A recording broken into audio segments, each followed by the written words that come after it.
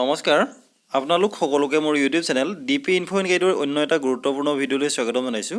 Sir বাইদেউসকল এই ভিডিঅ'টোত শিক্ষা বিভাগৰ এটা বহুত ভাল খবৰ শ্বেয়াৰ কৰিব খুজিছো। আশা কৰিছো আপোনালোকে ভিডিঅ'টো শেষলৈকে চাই ইনফৰমেশ্যনখিনি ভালদৰে জানি ল'ব। লগতে ভিডিঅ'টো সকলো শিক্ষক বন্ধু বান্ধৱীৰ লগত শ্বেয়াৰ কৰিব যাতে সকলোৱে এই বিষয়ে জ্ঞাত হ'ব পাৰে। তেনেহলে আহকচোন ভিডিঅ'টোৰ মূল কথাখিনি লৈ আগবাঢ়ো। ছাৰ বাইদেউসকল এইটো হৈছে যোৱা 18 এপ্ৰিল 2023 তাৰিখে অসমৰ ৰাজ্যপাল মহোদয়ৰ তৰফৰ পৰা জাৰি কৰা শিক্ষা বিভাগৰ এটা অত্যন্ত গুৰুত্বপূৰ্ণ নটিফিকেশ্যন। এতিয়া এই নটিফিকেশ্যনখনৰ মূল কথাটো হৈছে যে চাহ বাগিচা অঞ্চলৰ শৈক্ষিক উত্তৰণৰ প্ৰতি লক্ষ্য ৰাখি ৰাজ্য চৰকাৰে চাহ বাগিচা কৰ্তৃপক্ষৰ দ্বাৰা পৰিচালিত প্ৰায় 419খন প্ৰাথমিক বিদ্যালয়, 2খন মধ্য ইংৰাজী আৰু 1খন হাইস্কুল প্ৰাদেশিকীকৰণ কৰিছে।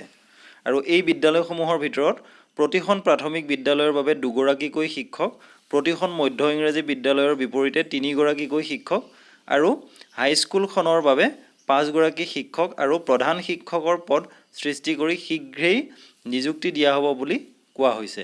বিদ্যালয়সমূহৰ শিক্ষাৰ্থীসকলে বিনামূলীয়া পাঠ্যপুথি, মধ্যাহ্ন ভোজন, ইউনিফৰ্ম আদিৰ সুবিধাও লাভ কৰিব বুলি ইয়াত কোৱা হৈছে। গতিকে ছাৰ বাইদেউসকল এই ভাল খবৰটো আপোনালোকৰ লগত শ্বেয়াৰ কৰিলোঁ। চাই থাকিব ইউটিউবত আমাৰ চেনেল dpinfoguide। ধন্যবাদ।